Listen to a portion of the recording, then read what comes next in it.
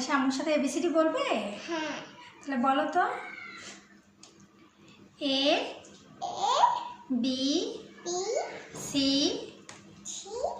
D E F G H I J K L M N O P Q R S জি।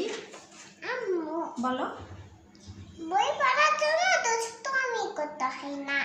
হ্যাঁ, বই পড়ার সময় কখনো দুষ্টুমি করতে হয় না। S T U V W X Y and G.